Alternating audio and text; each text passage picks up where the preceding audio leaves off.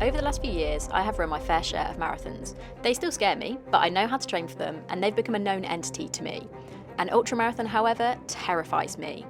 But I want to challenge myself, I want to step out of my comfort zone and experience something completely new. And that's why my next race isn't going to be another marathon, it's going to be a backyard ultramarathon. A 4.2 mile looped event where you run a loop on the hour, every hour, until there is just one person left. And I'm not just running any backyard, I'm running the Go One More Ultra at Nick Bear's Ranch in Texas on May 24th. In my video today, join me on my first training run as I share how I got into this crazy race, the concept of a backyard ultra, and how I'm going to be approaching the training process over the next 10 weeks. And yes, I know that timeline is pretty ridiculous. More on that in the video. Well, here we are, this is it.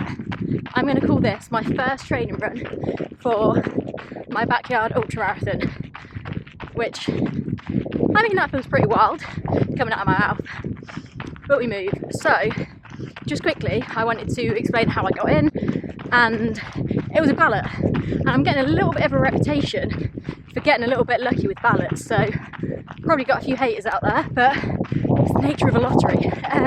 But yeah, so I got in through the ballot. There are 125 places, and it was only open a few days, and it was one of those things that you kind of apply for and think this would be epic, but you never dream that you'll get in. Well, a week after I entered my name, I found out I got in. So Nick Bear announced the names on a live Instagram, and out of those 125 names, one of them was mine. Macy O'Geyer from England. However, there was a bit of a spoiler for me. I did actually find out before. So about an hour before Nick went live on Instagram, he basically posted a story and flicked through a couple of the slides and showed a couple of the names, but he flicked through so fast you couldn't see them. However, you might know you can do that thing on Instagram where you put your thumb on to like pause a story. And I did it, and I kid you not, the name that I paused it on was mine, and I just gasped and turned around to my partner and I was like, what? And then for like a few minutes we were confused and we thought, oh okay, maybe this is the list of all the people who entered and then the ballot's gonna kind of be drawn. And we thought about it for a few minutes and we were like, no, they wouldn't write every name and do it this way. So basically for about an hour, I was like, I think I'm in. Oh my God, I'm in. Nick Bear's Ranch is in Texas. Are we gonna go to Texas? Can we afford to go to Texas? All of these things were running through my mind. And then I was like, okay, let's calm it.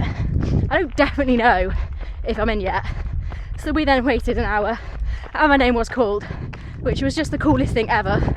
And then this was about 10 o'clock UK time on a Thursday night. So I then tried to go to bed and sleep, which I couldn't. So I found this out sort of mid-January. And to kind of add to the thoughts going through my head, I was also training for Tokyo Marathon at the time, and I was also injured. I was kind of peak tendon issue. So that was a concern. Not only have I got to try and run this marathon, I've now got into a once in a lifetime experience to run a backyard ultra, but I'm injured. So there are a lot of things running through my mind at the time. To be honest, there was never any doubt. As soon as I saw and knew my name had been called, I was doing it. Of course I was doing it. I wouldn't enter something if I didn't want to or think I could do it. And I'm very aware that some people would absolutely kill for this spot, so I'm making the most of it. So basically, fast forward, I've got over my injury, touch wood, and I ran Tokyo. So I ran Tokyo Marathon a few weeks ago successfully. And now, with 10 weeks to go, it is time to think about this backyard ultra, which I know is very short notice. We'll come on to that.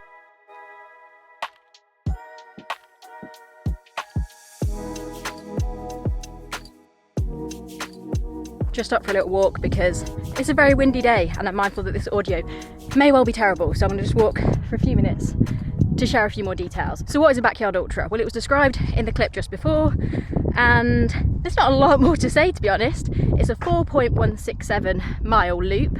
The reason it's that distance is because if you do that loop every hour on the hour for 24 hours, it will be 100 miles. There is some statistics behind the random number. Let's round it up to 4.2. So 4.2 mile loop every hour on the hour.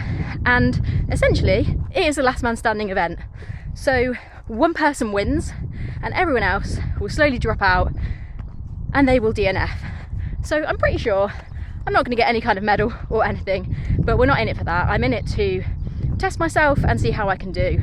I know that with the short amount of training time I've got, it's not ideal, so I'm not going to be breaking any records, but again, I know the place is really special, so I'm going to give it my best shot. So the Backyard Ultramarathon is a concept that was invented by Lazarus Lake, or Gary Cantrell, who some people may know is the kind of founder of the Barkley Marathon, which that's for another time, we haven't got time to talk about that today. And the first Backyard Ultra was the Biggs Backyard Ultra in Tennessee, and it's grown in popularity over the years, and it really is a very unique concept and a very unique test. The record, I believe, is over 450 miles, so over 4 days of running, which is wild, hence that I'm not going to be breaking any records. But it is an event that brings lots of unique challenges, so some of the things I need to start thinking about over the next few weeks is a pacing strategy.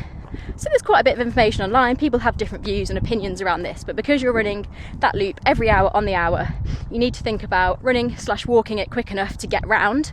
You don't want to do it too quick because you'll tire really quickly. You don't want to do it too slow because you need to also factor in time for fueling, eating, going to the toilet, and potentially having a little bit of rest.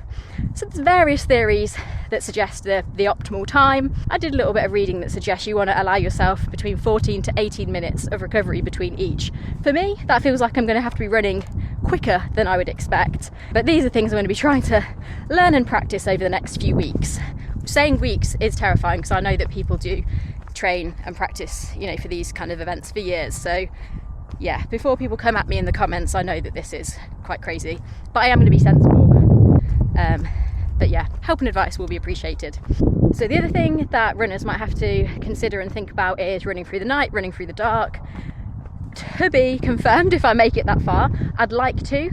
It starts at midday, so it's not an early morning race. So if I manage to do, I don't know, 8, 9, 10 loops, I should make it into the dark. But yeah, who knows? But that's obviously something that I've got to contend with as well. I'm not great fueling while running, so that's going to be a big focus for the next few weeks, and eating different type of things. You can't just smash gels because your tummy is not going to be happy with yourself. So eating different types of food is something that I need to practice while running. And then finally, a huge element that I can't really do any practice for is the fact that this is in Texas in the end of May. So the heat and the humidity is going to be ridiculous. I live in England. It's cold, windy, pretty much all the time. It is actually sunny and beautiful today, but this is pretty rare. It's still like 2 degrees.